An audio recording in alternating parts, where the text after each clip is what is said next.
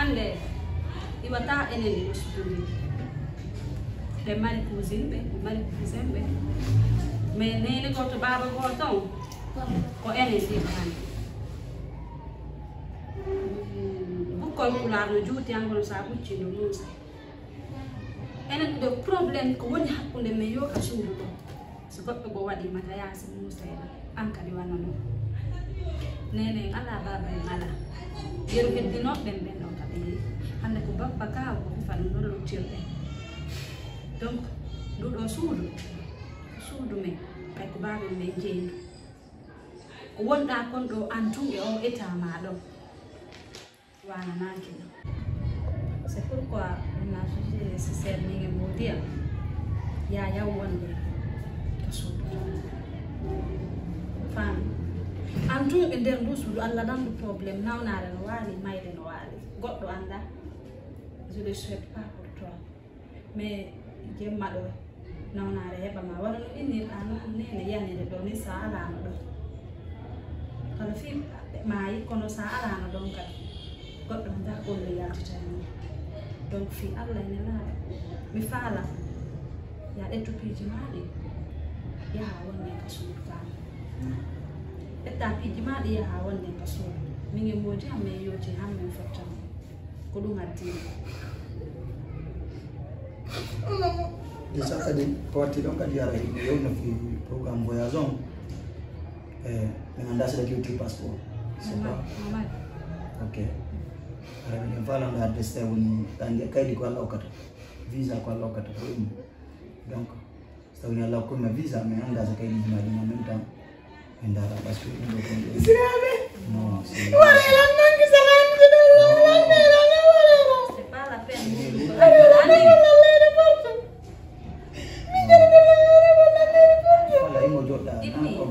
c'est la oui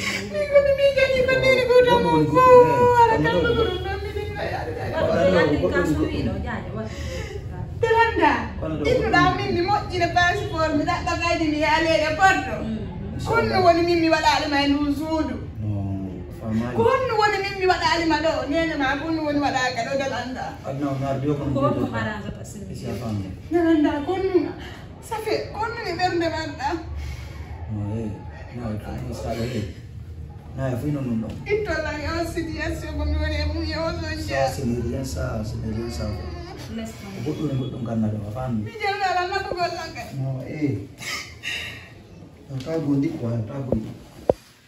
Kau bundi kan? Segot awak di mak bundi, nak bundi terang. Ni baru kingakil. Jangan lagi cuma aku tak boleh ni je. Telanda. Ini serah dia do. Handi sendeta enjam sendeta Fala yo munya no lam toro on yafi kala ko mi wadi yo yafa ne Allah yafa Allah kala ko dahi mi do wadno ma ko boni ko andu dahi ngangadi anduda anda yafa ne Allah yafa Allah ngesirabe ya bisa yandi de yodo ne sipodi yode kasi munya ndiri na kala yigiti ko wadi ko fi non kadi non du yaade non kadi ko mi reedu don kadi mi detto na el ko bobon tu inante reedu man ba mari passeport déjà bobon tu kay be yo mi wo bidang wo safala yang habbato hanji bina safala ya ato ni main bi nahi bay merci yala wonde lagi do saga ko anda fiyam la joni ondana mo bidira kiki da do joni ne adde kiki do sara mo ji na ba Néné No Wely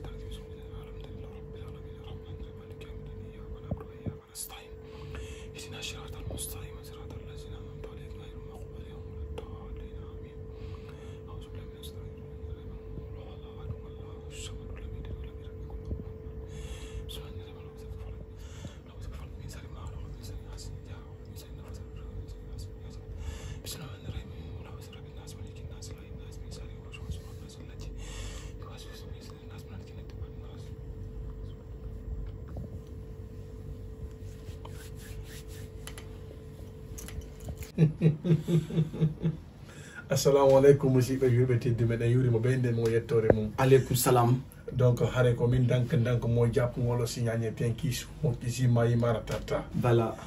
Donc harayi ko andintingol on meɗen weltani o mbimbiye kikiɗe jemmaye normal ono wonɓe accitude tanji mon ɗin siva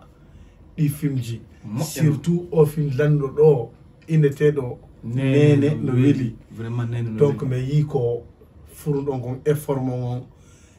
tourɗon fi film on ƴawɗon fi film on weltorɗon fi film on donc meɗen weltani yom ana men fino donc film o men addunamo ha ɗo par ce que o yi bonɗon hetti e joddi makko ndin moƴƴon hetti ka joddi makko ndin addunan ko noon yarta donc simi inni mi feƴƴay ɗo ara mi fal jayi joni tawi maître ɓe am ɓen ɗo haala oda ko yoti kadi kamɓe kadi seeɗa quoi. Bala mi hiru kam fop nawo mawo jajiraɓe neniraɓe babiraɓe goreɓe fop hare hiɓe yiflimo no feƴƴirno hare ko min ina taw kala ko yiɗon to mo nawa setimpande minen ko juste ko wajagol wawɓe ɓen noon no changira par ce que fi on ɗum hande aduna on eɗen andi no woni feƴƴire noon woɓɓe ko histoire ji maɓɓe tigi waɗa ɗo ni mais taɓe sikko hare meɗen andi histoire o minen na histoire goɗɗo men waɗi ça fait c'est vrai ko histoire woɓɓe goo mais hare men anda on ti minen men créé on histoire ji ɗin fino jama on famira piiji gon to woɓɓe no weltori ɓi je sais mais piiji ɗin dow jama yo change hande ko yikoni feƴƴide ko nder ton ko feƴƴi ko nder ton moƴƴa piiji ɓuy waɗi ton bon jamanu doit change de min o yi mi change ka nder film ka woɓɓe ɓen no mi wawno noon piiji mi makko won pam no change de yette baɓɓen change de par ce que yette baje doit kawde ni voilà hare la weltani o moƴƴa hare meɗen welti par ce que meɗen ça fait ɗum iɗo heɓani men temps hande sen jamen ni fop nawo mawo men fop goy sen jamen ɗiɗo wakkili page ɗi kadi ɗo wakkili ɗo darde bimbe kikiɗe hare wallahi billahi meɗen weltani on si min woli ɗo min wola ɗo meɗen weltani on yeeso mo ɓawmo meɗen weltani on par ce que hande so nani menen comédien guinéen ko onon diaspora on meɗen weltani on vraiment nous sommes sammu wallahi. Donc non nanirɗon noon fiiji ɗin on nani déjà patron o yewti e patron an kadi yewti ɗo kadi e ko ɗum mari kon ɓeyda ɗon ko jikku woɓɓe c'est normal de dénoncer et si minni ko jikku woɓɓe ɗon andi piiji ɗin et le cinéma est basé sur 3 points: le passé, présent et futur. Koko feƴƴuno ko woni wadde e ko waɗoyta. Donc menen si men tuusi point ji ɗin c'est juste pour donner des conseils hollugol yimɓe ɓen si a boni ko ɗum woni joddi bonki kin, si a moƴƴi kadi ko ɗum woni joddi ndin noon. Donc nder film ji ton kadi menen déjà ko men naalakoɓe ko ɗum woni naalakojo ko golle ɗe men woni e wadde ɗen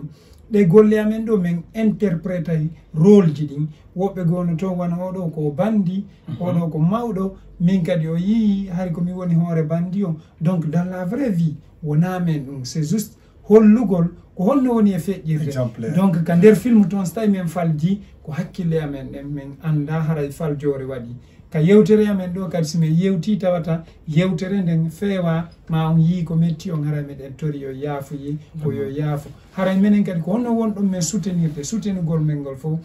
na yon neldu men mbuuɗi ko yon abonne ka chaîne ji amen e ka page ji amen ndaron partage on haray no wawas ko jawdi aduna Allah ndin fof okkorɗon men ɗum ɗo yoni men par ce que connexion ji ɗi wonɗon ɗin cogu wifi ji mon ɗin connexion ji ɗi wonɗon sodude ɗum ko jawdi mon noon na obligatoire yo ndaaru men donc son ƴetti ɗi mbuuɗi ɗon on soodi connexion on ndaari men on okkori men 2 ans jawdi ndin donc merci beaucoup c'était moi Hege Diamma à la prochaine merci big up respect encore